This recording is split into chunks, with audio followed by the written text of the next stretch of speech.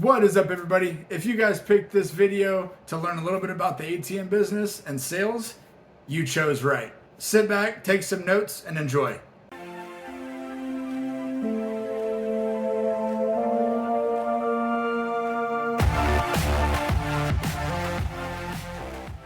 I hope you guys are having a good day today. My name is Drake Pfizer with DSF Financial, and I'm showing like-minded individuals like yourself the ATM business and how I'm making my money work for me through passive income.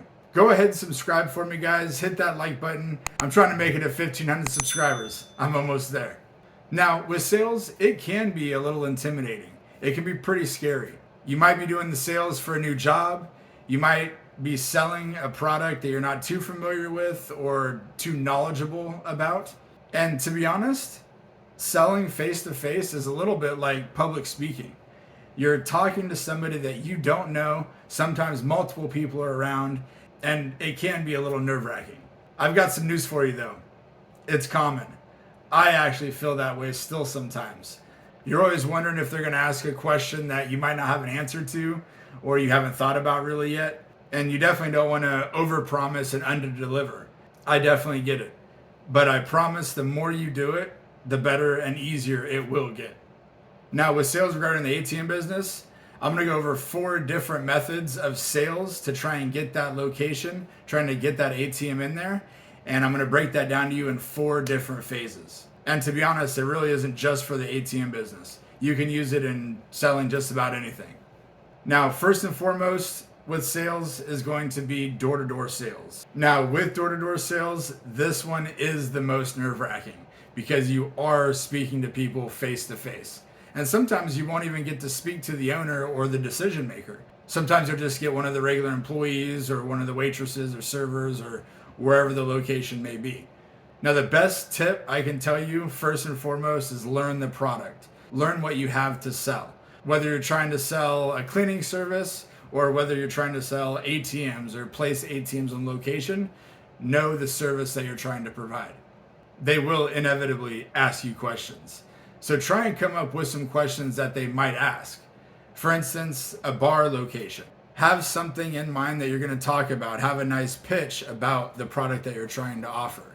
For me, with ATMs, I'm going to want to explain why the ATM is going to be beneficial for that bar. I'm going to talk about how the customers, they can take cash out of the ATMs, maybe use it to play the games or play a pool that they might have at the bar. Also to buy drinks. Credit card transaction fees are astronomical and really hurt business profits. So if you can pitch it to them that customers will be using cash more to save on that credit card transaction, that can help seal the deal for you. Now, a common one that I get is, how much is this going to cost me? Well, I'll pitch it to them. In fact, it costs them nothing. I actually take full responsibility of that ATM, so I explain it to them. They will not have to fill it, maintain it. They won't have to do the transactions for it. Most times they won't even have to pay for the internet. We will be covering all of that. And that's one way to help sell the business. It honestly is zero work for that location owner, and it falls all on us. So I definitely try and explain that to the business that I'm trying to pitch to. I also come dressed for the job or dressed for the occasion. Have a smile on. Try and get some really good rapport with that location, with that manager, with that owner. Show them that you are trustworthy. With an ATM, obviously, there's a lot of funds, there's a lot of money that it holds. They want to make sure that you're going to be able to provide a positive asset to their business, nothing negative. Also, what I tend to do, whenever possible, I will go ahead and utilize that location. If I'm trying to get a convenience store, I'll go in and I'll buy a soda or an energy drink. Or my favorite, lately, I've been trying to land a taco shop. Unfortunately, I do keep missing the owner. He was out for a little bit for COVID, unfortunately. Hopefully I can run into him next week. But it is a taco shop, and even though I can't talk to the owner right there, I'll still talk to the other employees that they have. I'll order tacos from them. I'll just try and get some good communication with them, so hopefully they can pass on good words about us as a company or me as a business owner. And honestly, they have some pretty darn good tacos too. Now for the next step is cold calling. Now with this one, it's actually pretty easy. Cold calling doesn't take much. What I'll do is I'll pull up Google and I'll search, tattoo shops in a little portion of the city. And any tattoo shop that pops up, I'll call all of those tattoo shops. This allows me to have questions and a pitch for this specific location, which helps out. Now, for example, the tattoo shop may ask, how much is the surcharge going to be? Locations don't want to make the customers upset because the ATM is, charging $5, $10. They want to make sure that it's a reasonable price as well.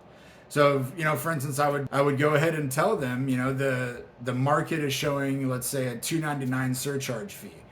Location here, location here, location here is $2.99. You're a prime location for an ATM right now, since there isn't too many around here. $2.99 it is. And that would kind of instill a little bit of positive reinforcements on why the ATM would be good for this location.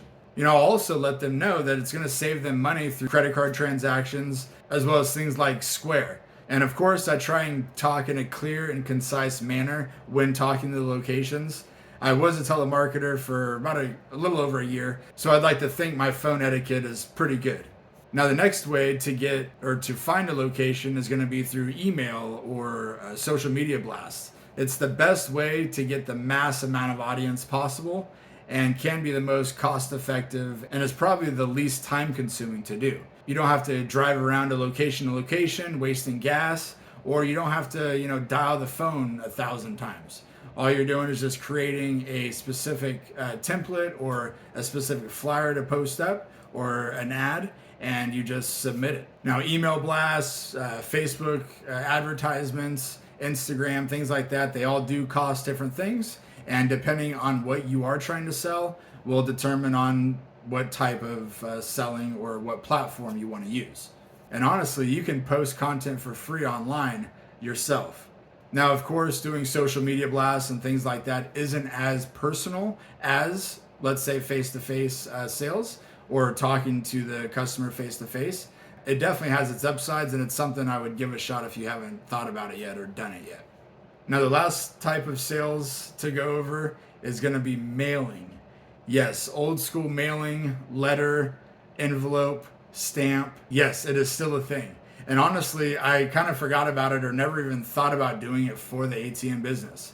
But Susie and I are actually trying to get some more investment properties right now. And we are trying to purchase homes that are off market, which will allow us to find the best deal. So looking at mailing out advertisements and things like that with real estate, it can actually help out the ATM business as well. Now, we've made some flyers in the past, but I think we got to make them a little bit more crisp and have a nice letter put together to mail these out for the ATM business. But it's definitely something that we're going to think about doing in the future.